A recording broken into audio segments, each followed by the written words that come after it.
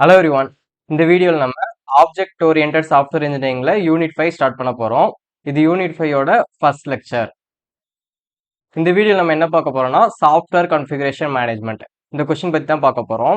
First software configuration மேனேஜ்மெண்ட்னா என்னன்னு கேட்டிங்கன்னா, நம்ம இப்போ ஒரு சாஃப்ட்வேர் ப்ராடக்ட் வந்து ஒன்று டெவலப் பண்ணிட்டு இருக்கோம்னு வச்சுக்கோங்களேன். நம்ம டெவலப் பண்றப்ப ஒவ்வொரு ஸ்டேஜ்லயுமே நமக்கு நிறைய சேஞ்சஸ் பண்ணுவோம். ஸோ சேஞ்சஸ் பண்ணப்பதான் டெவலப் ஆகும். ஸோ நிறைய சேஞ்சஸ் பண்ணுவோம். அப்படி சேஞ்ச் ஆகுறது நம்ம கரெக்டா சேஞ்ச் பண்றோமா, நம்ம கண்ட்ரோல்ல இருக்குதா அப்படிங்கிறத மேனேஜ் பண்றது தான் சாஃப்ட்வேர் கன்ஃபிகரேஷன் மேனேஜ்மெண்ட். சரியா? ஸோ நம்ம கண்ட்ரோல்னா அந்த சேஞ்ச் வந்து வேற எதையுமே பாதிக்க கூடாது. சரியா? ஸோ ஒரு சேஞ்ச் பண்றதுனால அந்த அந்த சாஃப்ட்வேர் ப்ராடக்டே மறுபடியும் ஃபெயில் ஆயிடுச்சுன்னா, ஸோ அதை மாதிரி எதுவுமே ஆகாம நம்ம கண்ட்ரோல்லே இந்த சேஞ்சஸ் எல்லாமே பண்ணிட்டு டெவலப் பண்றதுக்கு பேர் தான் சாஃப்ட்வேர் கன்ஃபிகரேஷன் மேனேஜ்மெண்ட். சரியா? ஸோ அதை பத்தி தான் பார்க்க போறோம்.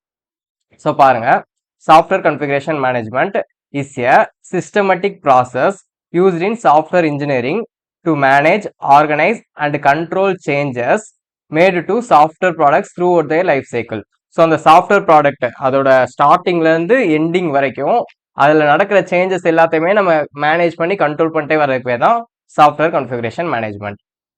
It ensures that all changes are tracked, controlled and properly implemented so that the integrity and consistency of the software are maintained.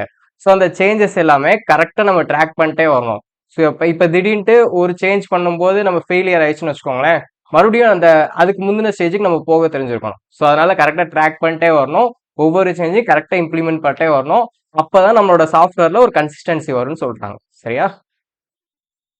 இப்போ நெக்ஸ்ட் இந்த சாஃப்ட்வேர் கன்ஃபிகரேஷன் மேனேஜ்மெண்ட்ல ஒரு முக்கியமா ஒரு 5 காம்பனன்ட்ஸ் இருக்கு. அதை பத்தி பார்க்கலாம். பாருங்க, software configuration management consist of several important activities that help in managing software configurations effectively. So இந்த காம்பனன்ட்ஸ் வச்சு தான் நம்ம ஒரு சாஃப்ட்வேர் கன்ஃபிகரேஷனை கரெக்டாக மேனேஜ் பண்ண முடியும். சரியா? ஸோ என்னென்னு பார்த்தீங்கன்னா, ஃபர்ஸ்ட் கான்ஃபிகரேஷன் ஐடென்டிஃபிகேஷன். ஸோ ஐடென்டிஃபிகேஷன்னா நம்ம எங்க சேஞ்ச் பண்ணணும் அப்படிங்கிறத நம்ம ஃபர்ஸ்ட் ஐடென்டிஃபை பண்ணணும். சரியா? அடுத்து கன்ஃபிகரேஷன் கண்ட்ரோல். ஸோ அதை கண்ட்ரோலா கொண்டு போகணும். மூணாவது கன்ஃபிகரேஷன் ஸ்டேட்டஸ் அக்கௌண்டிங். ஸோ நம்ம சேஞ்ச் எந்த ஸ்டேட்டஸ்ல இருக்கு, நம்ம ப்ராடக்ட் எவ்வளோ டெவலப் ஆயிருக்கு, ஸோ அந்த மாதிரி ஸ்டேட்டஸ் எல்லாத்தையுமே நம்ம சொல்லிட்டே இருக்க தான் ஸ்டேட்டஸ் அக்கௌண்டிங். சரியா? அடுத்து கன்ஃபிகரேஷன் ஆடிட்டிங். ஆடிட்டிங்னா நம்ம சேஞ்சஸ் பண்ணியிருக்கோம், எல்லாமே சிஸ்டம் எல்லாமே கரெக்டா இருக்கா, ஸோ ப்ராப்பரா எல்லா சேஞ்சும் இம்ப்ளிமெண்ட் பண்ணியிருக்கோமா அப்படிங்கிறத செக் பண்ணிட்டே இருக்க பேர் ஆடிட்டிங். சரியா? அடுத்து version control. So version control தான் நான் சொன்னது. இப்போ ஒரு ஃபெயிலியர் ஆயிடுச்சுன்னா திரும்ப பழையபடி போகணும்ல. ஸோ அதனால ஒவ்வொரு வெர்ஷனா அவங்க மெயின்டைன் பண்ணிட்டே வருவாங்க. சரியா? ஸோ அதுக்கு பேர் தான் வெர்ஷன் கண்ட்ரோல். ஸோ இப்போ இந்த 5 காம்பனன்ட் பத்தி கொஞ்சம் டீட்டெயிலாக பார்க்கலாம். First configuration identification. நான் சொன்ன மாதிரி எந்த இடத்துல நமக்கு சேஞ்ச் தேவைப்படுது அப்படிங்கிறத ஃபர்ஸ்ட் நம்ம ஐடென்டிஃபை பண்ணணும். பாருங்க, this involves identifying all the configuration items such as source code, documents, test cases. So எந்தெந்த இடத்துலலாம் நம்ம சேஞ்ச் பண்ணுவோம் அப்படிங்கிறத ஃபர்ஸ்ட் நம்ம ஐடென்டிஃபை பண்ணி வச்சுக்கிறோம். சரியா? Each item is uniquely labeled so that it can be tracked throughout the development process. So இப்படி இருக்க ஒவ்வொரு இதுக்குமே லேபிள் கொடுத்து வச்சுப்பாங்க. அப்போதான் இந்த லேபிள் படி நம்ம அதை கரெக்டாக ட்ராக் பண்ணிட்டே வர முடியும். சரியா? ஸோ இதான் ஃபர்ஸ்ட் ஸ்டெப், கன்ஃபிகரேஷன் ஐடென்டிஃபிகேஷன். எந்த இடத்துல நம்ம சேஞ்ச் பண்ண போறோம் அப்படிங்கிற எல்லாத்தையுமே நம்ம ஐடென்டிஃபை பண்ணி வச்சுக்கிறோம். சரியா? Next configuration control. ஸோ நம்ம சேஞ்ச் பண்றது கண்ட்ரோல்டா சேஞ்ச் பண்றோமான்னு செக் பண்றதா கன்ஃபிகரேஷன் கண்ட்ரோல். பாருங்க, configuration control manages changes to the identify items. So நம்ம சொன்னோம் இல்லையா, இந்த இதெல்லாம் நம்ம சேஞ்ச் பண்ண போறோம் அப்படின்னு சொன்னோமா, அப்படி சேஞ்ச் பண்றது எல்லாத்தையுமே மேனேஜ் பண்றதுதான் configuration control. Any modification must be formally requested, evaluated, approved and implemented. So ஒரு சேஞ்ச் பண்றோம், ஒரு சாஃப்ட்வேர் ப்ராடக்ட் டெவலப் பண்ணிட்டு இருக்கப்ப ஒரு சேஞ்ச் பண்றோம்னா உடனே பண்ணிடக்கூடாது. அதை கரெக்டாக நம்ம இந்த இடத்துல சேஞ்ச் பண்ண போறோம்னு ரெக்வஸ்ட் பண்ணணும்.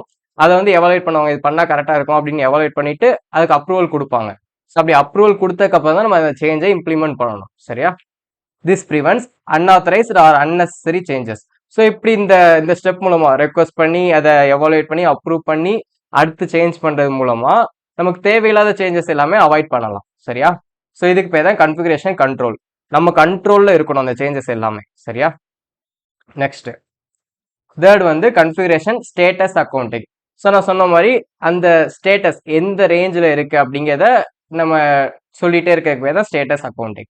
பாருங்களேன், this activity records and reports the status of configuration items and change request.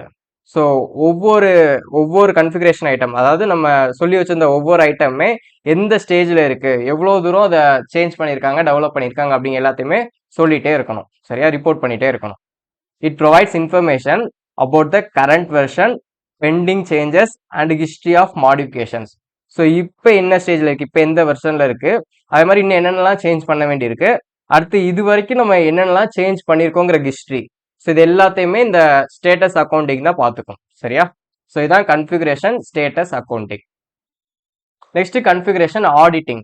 ஆடிட்டிங்னா நம்ம மானிட்டர் பண்ணுறது, ஸோ எல்லாமே கரெக்டாக நடந்துட்டு இருக்கா அப்படின்னு மானிட்டர் பண்ணுறது. பாருங்க,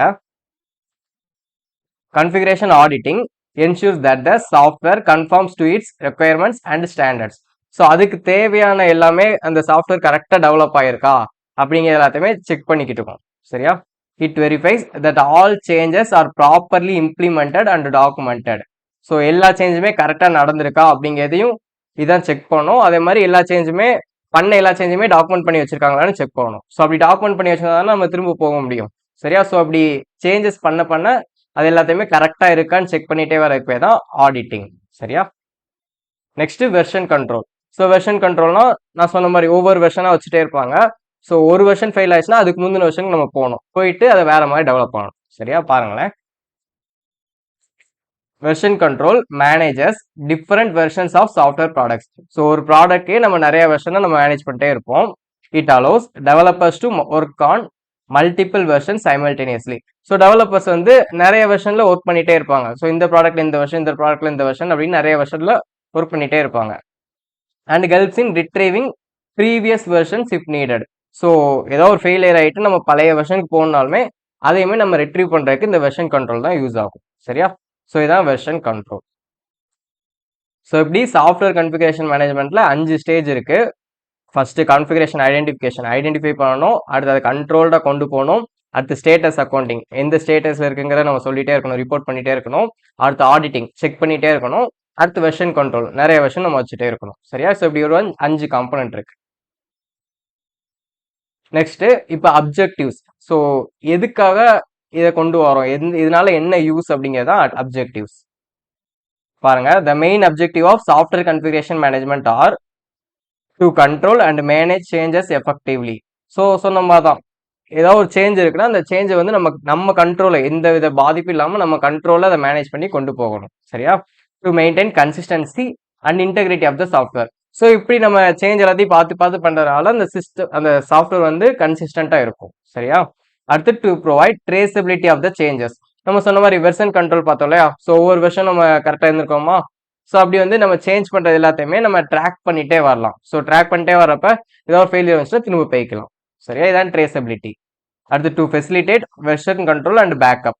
ஸோ சொன்னதான், ஸோ இப்படி சேஞ்சை வந்து நம்ம ட்ராக் பண்ணிட்டே வர்றதுனால நமக்கு ஒரு வெர்ஷன் கண்ட்ரோலும் கிடைக்குது, ஃபெயிலியர் ஆயிடுச்சுன்னா ஒரு பேக்கப்பும் கிடைக்குது. சரியா, இதான் அப்ஜெக்டிவ்ஸ்.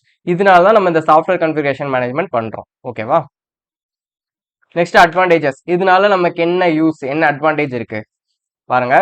இம்ப்ரூவ்ஸ் சாஃப்ட்வேர் குவாலிட்டி, நம்ம சாஃப்ட்வேர் குவாலிட்டி இம்ப்ரூவ் ஆகும். அடுத்து ரிலேபிலிட்டி இம்ப்ரூவ் ஆகும். அடுத்து provides better control over changes.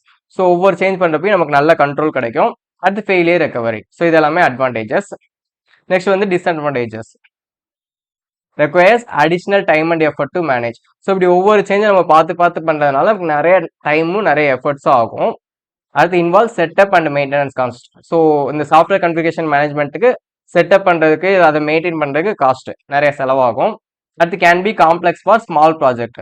So சின்ன ப்ராஜெக்ட் இதை பண்ணோன்னா ரொம்ப கஷ்டமாக இருக்கும். சரியா, அந்த சின்ன ப்ராஜெக்டை கஷ்டமாக்கி விட்டுரும். ஸோ இதான் டிஸ்அட்வான்டேஜஸ். ஓகேவா, ஸோ இவ்வளோதான் சாஃப்ட்வேர் கன்ஃபிகரேஷன் மேனேஜ்மெண்ட். ரொம்ப சிம்பிள் தான். நீங்கள் ஃபஸ்ட்டு சாஃப்ட்வேர் கன்ஃபிகரேஷன் மேனேஜ்மெண்ட்னா என்னென்னு எழுதிக்கோங்க. எழுதிட்டு இந்த 5 காம்பனண்ட், இதான் ரொம்ப முக்கியமானது. இந்த 5 காம்பனண்ட் ரொம்ப ஈஸி தான். ஃபர்ஸ்ட் அதை ஐடென்டிஃபை பண்ணுறீங்க, அது கண்ட்ரோலாக கொண்டு போகிறீங்க, அடுத்து எந்த ஸ்டேட்டஸ் இருக்குன்னு ரிப்போர்ட் பண்ணிகிட்டே இருக்கீங்க, அடுத்து ஆடிட் செக் பண்ணிகிட்டே இருக்கீங்க, கடைசியாக வெர்ஷன் கண்ட்ரோல். ஸோ இந்த 5 காம்பனண்ட்டை தெளிவாக எழுதிக்கோங்க, இதான் ரொம்ப இம்பார்ட்டன்ட். அடுத்த அப்ஜெக்டிவ்ஸ். ஸோ எதுக்காக இந்த சாஃப்ட்வேர் கன்ஃபிகரேஷன் மேனேஜ்மெண்ட் இருக்குது, அடுத்த அட்வான்டேஜஸ், இதனால நமக்கு என்ன யூஸ், அடுத்து டிஸ்அட்வான்டேஜஸ். ஸோ இவ்வளோதான் இந்த கொஸ்டின். ஈஸியாக புரிஞ்சிருக்கும்னு நினைக்கிறேன். இந்த வீடியோ உங்களுக்கு யூஸ்ஃபுல்லாக இருந்துச்சுன்னா உங்கள் ஃப்ரெண்ட்ஸ்க்கு ஷேர் பண்ணுங்கள். நம்ம சேனலை சப்ஸ்கிரைப் பண்ணிக்கோங்க. நெக்ஸ்ட் வீடியோவில் பார்க்கலாம். தேங்க்யூ. ஜெய் ஹிந்த்.